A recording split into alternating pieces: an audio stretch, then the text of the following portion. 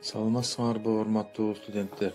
Бекмамат Осмонов атындагы Жалал-Абад мамлекеттик университетинин Жалал-Абад колледжинин педагогикалык жана социалдык иштер бөлүмүнүн аскерге чейинки даярдык сабагынын окутуучусу Шамшиев Канатбек Алимбекович аскерге чейинки даярдык сабагынан кайтарым байланыш. Сабактын темасы аскердик ант.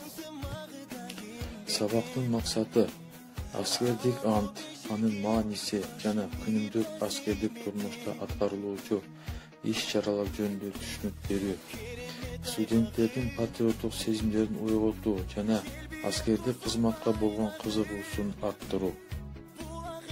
Кыргыз Республикасы мамлекеттин эркиндик жана көз карандемесин коргоо үчүн бар күчүнө керек болсо өмүрүмдү да аябууга ант берем.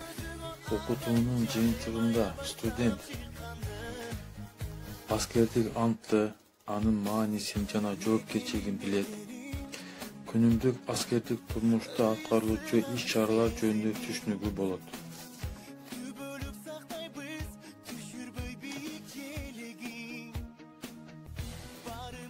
Анда биринчи окуу суроосуна өтсөк. Биринчи окуу суроосу аскердик ант. Биринчи кезекте ант деген эмне, анын маанисине, жаралуу тарыхына токтоло кетсек, ант сөзгө, ишке, кыймыл-аракетке бекем туруу убадасы. Ант жоопкерчиликте, достошууда, жашын иштерде колдонулат. Антты бузуу жүзү каралык наадандык катары каралган. Эл ичинде ант турсун деген каргыш өкүм сүргөн. Жигиттер жоого аттанарда каны жаны менен ата журтун коргоого, бири-бирин душманга таштап кетпегенге, кылычтын мийизин өөп анттанышкан. Кан кечкен жолдошунан уккан эң жаман каргыш ант турсун деген каргыш болгон. Демек, ант бул ооздон чыккан жөнөкөй сөз эмес, жигиттик ар-намыс жана сөзсүз аткарылууга тийиш болгон убада. Эгер аткарылбаса, зыян алып келген ыйык күч болуп эсептелет. Ал тургай Манас атабыздын да анты болгон. Ошол анттан кыскача айта кетсем, аткарбасам ыйык антымды, ата-баба салты урсун, ок тиштешкен ант турсун, төбөсү бийик көл урсун, көкөй теңир өз урсун деп айтылган. Ал эми азыркы учурга токтоло турган болсок, антты аскер кызматкерлеринен башка дагы жогорку мамлекеттик кызматтарга дайындалган жарандар дагы ант беришет. Мисалы, депутаттар, министрлер, өлкө башчысы жана башкалар ата журтка адилет кызмат кылып эл үчүн иштөөгө ант беришет. Ант берилгенден кийин гана кызматтык милдеттерин аткарууга киришишет. Андан сырткары дарыгерлер да Гиппократтын антын беришет. Ар кандай жагдайларга карабастан адам өмүрүн сактап калуу боюнча медициналык жардам берүү жөнүндө ант беришет. Дарыгерлердин ант бергендиги жөнүндө фактысы алардын дипломунда тиешелүү белги менен ырасталат. Ал эми аскердик антка кайрыла турган болсок, аскердик ант Кыргыз Республикасынын жогорку кеңеши тарабынан бекитилет. Аскердик ант Кыргыз Республикасынын куралдуу күчтөрүнүн катарына кызмат өтөөгө чакырылган жарандардын салтанаттуу убадасы. Мекенге, элге берилгендигин билдирүү, жоокер мекенин ар-намысын, эркиндигин, көз карандысыздыгын коргоого, ак ниет болууга, мекен үчүн каны жанын аябоого ант берет.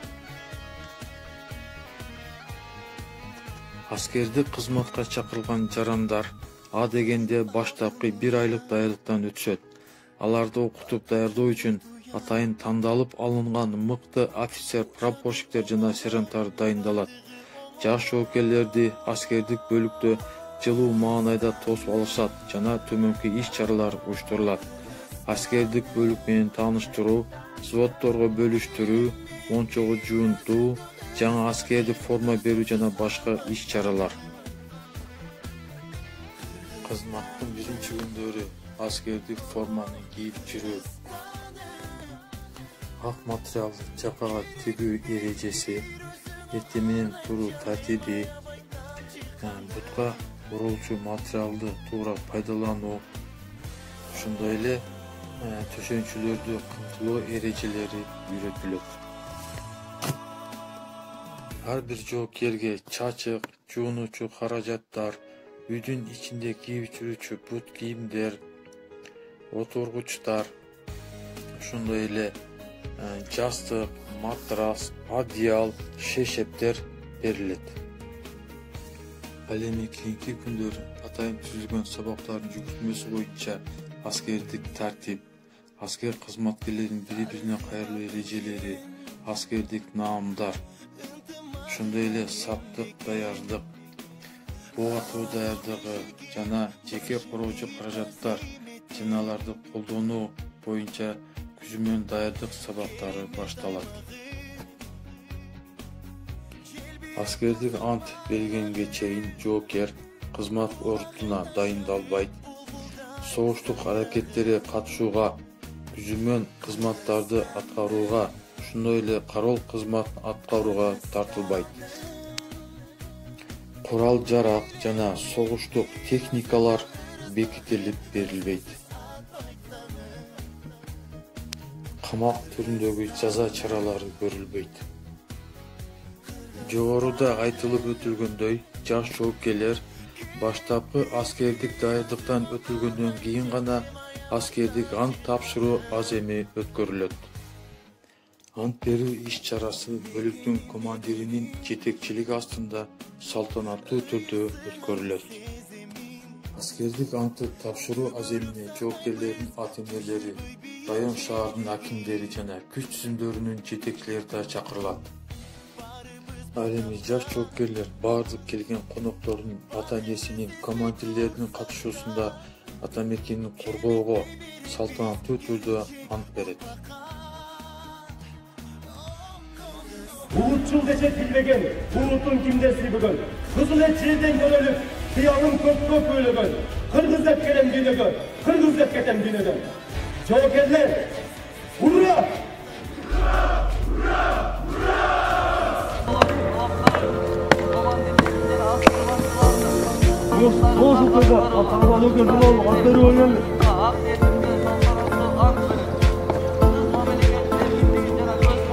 Нурлануу Орозбек, Кыргыз Республикасы Конституциясы жана мыйзамдарды ыйык сактоого, аскердик уставдарды жол жоболоо, талаптарды, командирлерди жана аскер башчылардын буйруктарын так аткарууга Кыргызстан элине, ата журтка ак тиетинде салтанаттуу ант берип, Кыргыз Республикасы мамлекеттин эркиндик жана көз каранды эместигин коргоо үчүн бар күчүмдү керек болсо өмүрүмдү да аябоого ант берем.